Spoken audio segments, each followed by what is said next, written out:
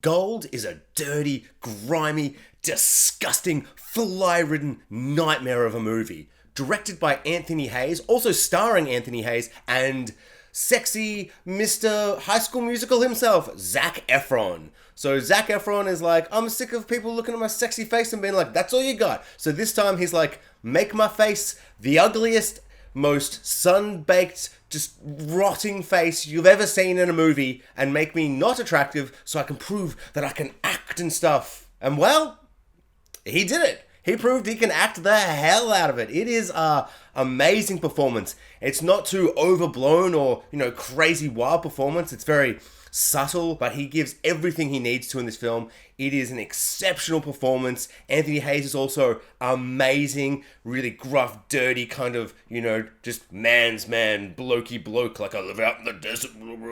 And so these two guys, they're going out into the desert. He's taking him somewhere and they find a giant big thing of gold, like the biggest rock of gold you've ever seen in your life. And then Zac Efron's like, I'll be the one to stay here and guard the gold while you go back and get an excavator so we can dig up this giant thing of gold which we can't move. And then the rest of the movie is just this thriller, survivalist film out in the desert outback with Zac Efron. So the film asks us the question, can Zac Efron bloody survive the desert? Can he, survive his mind? Can he survive the feral dogs? Can he survive any other people coming by and stuff? It's a really minimalist film. It doesn't do too much. It's really just like a bottle episode kind of thing where it's just him and this pile of gold and he just sits there in the desert. But it's so engaging. I was so surprised. It's a tight 95 minutes. It doesn't overstay its welcome or anything like that. But it is so engaging. It is so brutal. It doesn't hold its punches. The color correction is really bringing the saturation down. It's really washed out and dry. You can taste the sand. You can taste the lack of moisture in the air. It's such a beautiful looking film. Depicting something that's so harsh, brutal, and unforgiving. And it's scary to watch. The amount of just the way they're talking and the flies, so many flies. There are so many, pretty much every single shot of this movie, you hear the flies buzzing about. I get one bloody fly in my house, I'm like, this bloody fly. And one fly's coming around your face and you're like, just get out of my face. In this movie, there are characters talking and there's 3 flies just crawling over their eyeballs, crawling into their mouths, it is so intense. There's so many moments of desperation with drinking the water and this one scene really early on before shit has gone crazy and he's all alone and he's just pouring water over his head and the guy's just this isn't a bloody makeup beauty parlor, don't waste the water. And he's like, ooh, and there's this kind of intense tension over the lack of water and stuff, and it's just, it is scary stuff. The idea of being trapped out in the desert. There's almost no dialogue after the 30-minute mark. It's just Zac Efron alone in the desert, just dealing with the sun. The film opens with a little title. There's very Star Warsy, but kind of more ominous and menacing, where it's sometime, someplace, not far from now. And it's kind of this weird ominous thing where I'm like, okay, wait, I thought this was just going to be an Outback movie set now. Is this a dystopian apocalypse movie? And it kind of is, but it's not overblown and over the top. It's very much those dystopian westerns, a Mad Max kind of era thing where everyone's out in the desert, there's no water, there's no oil. The way they do it is really clever. We don't get any sign of anything outside of the desert. All we get are these really great little kind of lines from characters where one of them's bloody everyone's getting out of the south, there's an exodus from the south, and they don't even it's not even technically set in Australia, even though I kind of feel it is. My mind went, oh, okay, so everyone's bailing from New South Wales and Melbourne and Adelaide and stuff, and I don't know. And then at one point someone's oh, all the cities have turned on themselves and all this kind of stuff. It's really ambiguous, but also kind of excitingly it gives you enough to kind of go wait, what has happened? What has happened? And you can kind of play with so many different ideas of what's happened, and they never explain too much where you're oh, okay, it's that. It's just that. Oh, I've seen that a million times. But it's so vague. It's just what has happened? How much of humanity is left? And the way everyone is dressed, we get this one woman who comes into in the third act, and she's dressed like she's from Mad Max. But instead of in Mad Max when they meet a tribe full of women and they're all, they're weathered and haggard and stuff, but they're still all kind of beautiful and whatever, and we get it kind of reminded of when we see Rey in Star Wars. She's out in the desert. She's just a scavenger, but she's beautiful. She's got makeup on. She's got no scars, no sunburn, nothing like that. This movie is like, fuck all of that. When the woman rocks up, she's scarred and battered and bruised and sunburnt. Zac Efron in this movie goes from haggard and tired to so sunburnt, so crinkly, so just like, his skin is like rotting and peeling off his body. He's got boils and he's just bloody and ruined, and it's just incredible. The makeup in this is so real and so powerful and just so like disgusting. Like, you can just feel his skin ripping off his body as he slowly descends more and more into madness, and just the sun just beats him down and down and down. He looks so disgusting and gross by the end of this movie. It's an absolute delight. I love the fact they cast someone like sexy, charismatic, you know, Disney kind of star from like ages ago, and now he's this rugged, dirty man, and it just kind of, I don't know, it was a really fun way to kind of be like, the sun and the outback doesn't care how sexy and Mr. Hollywood you are. It's going to destroy your body. It's going to kill you. And I really love that little element. I think it really worked to cast someone like him in this role. And I'm sure they kind of did it just to get people in seats or whatever. But to watch the movie, they're like, look at Zac Efron, he's all dirty and ugly. But I think it really worked to kind of reinforce and re-emphasize like just how brutal the outback can be, and how just, you've got no hope, mate. It's so scary. So the film opens with Zac Efron hiding back on the back of a train, and there's like a woman and her baby, and we get this kind of Aladdin moment where he's eating bread, and he clearly looks like he needs it too. Like, he's tired, he looks hungry, he looks dirty, all these kind of things. But then, you know, he has that kind of heart of gold moment where he gives them the bread so the baby and the mother can eat it. So the bare bones minimum we get for the character, I think, really works.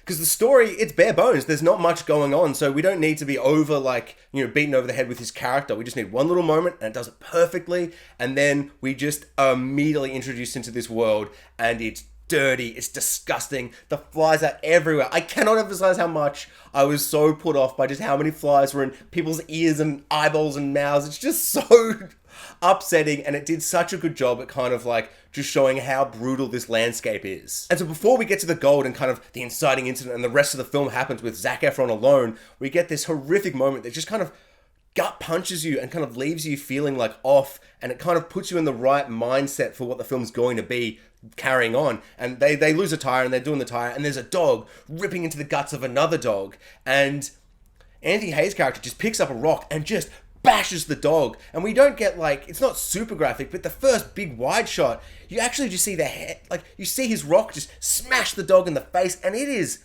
unpleasant and horrific, and just, I just felt sick for like the next 5 minutes, and it really puts you in like the correct mind space of just this horrific dog eat dog, man eat man kind of universe they're living in. And then when we start to hear hints that like the world might have collapsed and we're actually in a post-apocalyptic landscape of some kind, it really starts to kind of put you on edge of just like anything could happen. It is just like really brutal. And then Anthony Hayes leaves for the rest of the film, and we get Zac Efron going through all the things, you know, a woman comes, she's all scarred, she looks like she's from Mad Max or the Book of Eli or something like that. Amazing costume design, not too over the top, but like it feels like it really works for this world. Like it feels so fleshed out for how little we get, which I really appreciated. But she's all like, I think you're lying, why the hell are you out here? Which I also thought, I'm like, if you just left and made sure you knew where the tree was or something, you know, if you just left and came back, maybe anyone passing wouldn't be like, hey, what are you doing here? They would just pass and not even think about it. But I don't know, I guess gold is that, they're so desperate for the gold, and I kind of understand that. But he kind of puts himself in a position where like he's hiding from her. If he'd just been like, hey, howdy, I'm a scavenger, get out of here. But he seems really sus. He's not able to kind of act his way out of it. And so he ends up having to kill her. And that's horrific and brutal. But it's so quick. Like there's no scuffle, no fight. He just does it. And then we get this intense, horrific kind of nightmare sequence, and you think that she's kind of reappeared again, and you're like, okay, has he gone crazy? At first I'm like, oh, it might be like a twin sister. That'd be kind of like a fun twist, because we think he's gone crazy, like the scorpion from earlier like crawls into his wound. It was like, seeing that scorpion crawl into his wound was just so disturbing. But I really like that it's kind of like implied that she's kind of fake and not real and like a hallucination. Then towards the end she's like, so you haven't seen my sister? And the music's like, boom, boom, boom, boom, boom, boom. And I was like, oh shit, she is the twin sister. That is so exciting. That is so cool. Like such a interesting kind of wrinkle into the universe where there's this like two twin like apocalyptic Mad Max-esque characters wandering the desert, and he's killed one of them and she's really sus, so she kind of leaves. And then there's all these really kind of amazing imagery we get. Like we get one image of her just like in this dream sequence with fire burning out of her eyeballs, and it looks incredible. There's some really, really great cinematography in this moment. Sometimes these dream sequences can be a bit kind of like flash and bang and it doesn't have any feeling or weight, but this one was exceptional. I really, really liked it. There's a spectacular looking sandstorm scene where just the wind is blowing and howling, and it just looks so real. It's so devastating. The way the camera's shaking and moving, it's so evocative of how Zac Efron will be feeling in this moment, and it's just so well put together. And then like the one tree that's kind of like the landmark that he's near the goal, and then it just gets ripped off in the distance, and it's such a shocking moment where it's like, oh my god, is he gonna lose the gold? And then the tree comes riding back into shot in the wind and hits him, and then he wakes up the next morning just like with a giant tree stump in his gut. And at that point it's just like, oh boy, with all of this, I don't think he's getting out of this. Like, how is he gonna get out of this? And it's so just like heartbreaking, him crawling through the desert, realizing that he might have lost the gold and it might all be for nothing. And as well, because he's chipped off a bit of gold early, so he's got a little bit, so he could kind of run away with that if anyone came by. And there's this moment just before the sandstorm where a truck starts driving by, and like you see him considering, do I just take this little bit of gold, and do I then like get on ride with this guy and just leave the big pile of gold? And it's that terrifying moment in the film where it's kind of like, okay, how much is like a fortune worth? Is it worth your life? Of course it's not. There's no point in having money if you're dead. And so this small amount of money, which isn't a small amount of money, it's a huge little pile of gold as well, it would have been worth it. And it's such a great little like wrinkle to have in there to kind of reinforce. It's like he had an option. He could have jumped up and waved and escaped, and maybe that guy wouldn't be nice. No one in this film seems nice, but maybe he could have gotten out of there.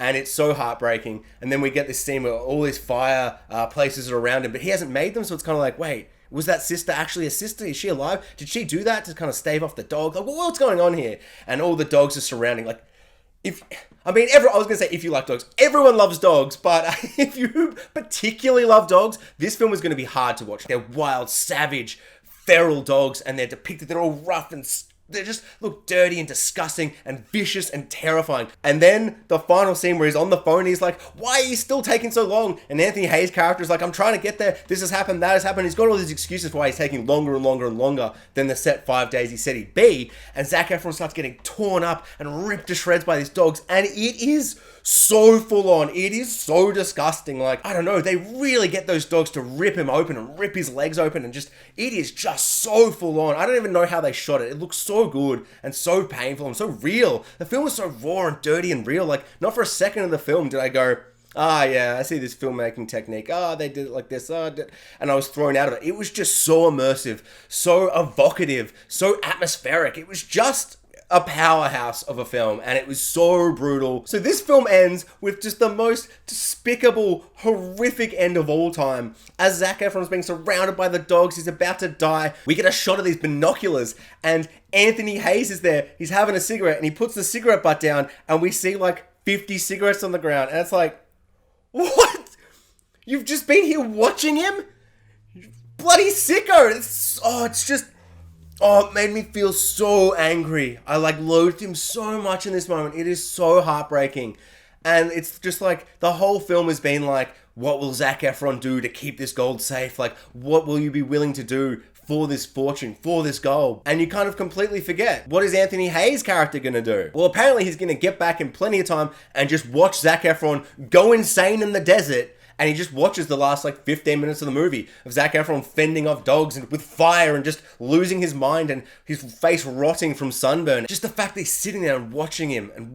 He's been watching him for so long. It's just such a painful, heartbreaking, disgusting moment where I just left the film just being like, what a horrible gut punch. What a sickening feeling to leave your audience in. I don't know. My brain was kind of like, okay, that scorpion that he let live, is that going to bite him? Or, he's going to put his hands on the gold and the scorpion will bite him or something, and the film ends with him dying by the rock, and I'm like, okay, I've got to need something like that. And as I'm thinking about this, he gets out of his truck and then just boom, shock arrow in the chest. He's like, blah! And I'm just like, oh, of course, The sister character, she was in a dream. She was truly the sister. Well, she wasn't like, a hallucination. She did have a sister, and she's been camping out waiting for this second person that Zac Efron said was coming. And it's such a... I mean, it's barely a victory, because Zac Efron's still destroyed and murdered and eaten alive by dogs, but just... Imagine that, Zac Efron, I want you to be in this movie. You're going to be dirty, you're going to be sunburnt, disgusting, and then a pack of feral dogs are just going to eat you alive. And Zac Efron's like, sign me up! Like, that sounds like fun. It's such a great, I mean, maybe he's done a few roles like this, but this really feels like he's trying to break out of like what we know him as, the way that Daniel Radcliffe did by making all these crazy, wild, amazing movies like Swiss Army Man or the Doctor's Notebook and stuff, like, trying to really make us forget that he was Harry Potter. And Zac Efron's kind of doing that anti-High School Musical role with this, where he's just like, have my face rotting, have the dogs eat all my body parts, like, let's do this, baby! And it's really, really great. But yeah, that end where they're both just dying, it's kind of like, okay, well, on one hand, it's amazing that Anthony Hayes' character is murdered, but it's still so brutal that he just left him there. I mean, they're not friends. They just met at the start of the movie, like 90 minutes ago, or 5 days ago, or whatever, but it's still so despicable. It really highlights how horrific this world has gotten, how disgusting this outback land is. And it is nice because Zac Efron murdered her sister that, she just lets him die as well, because of course he kind of deserves it at that point as well. They could have all shared this gold. All four of them could have shared this gold. It's like the biggest thing of gold you'll ever see. But, desperation, greediness, all those things. Yeah, no. And so it's kind of nice that she, kills him. And we don't ever get a scene of her getting it out or anything. But she's got the excavator there. And so she could have done it. But I still have this terrible fear that like she'd go anywhere. And who's she going to give this gold to? Who's she going to sell it to? They'll probably just try and kill her. Like if she tries to sell it to anyone that's more than one person, this universe that they've created kind of feels like they're just going to kill her for it. So I don't know. It feels like, is it worth it anyway? So I don't know. It's a really, really great movie. It's exceptionally filmed. The way they like have the sun just beating down on the whole film, it's relentless, but it's harrowing. It's dark. It's brutal, and it's just so dirty. The film is so dirty, literally and metaphorically, and just so many flies. Just bzz, bzz, bzz, bzz. Thanks for watching, guys. Like, subscribe, all the YouTubey things. Bloody comment below. What did you think of Zac Efron's Gold? Did you love it? Did you not? Were you like, man, the outback looks horrific. I'm never going out to the desert ever. Does it make you appreciate water more? I feel like I just, like, as soon as the film ended, I just went to my fridge and I just drank a bunch of water, and I've never appreciated it more in my entire life.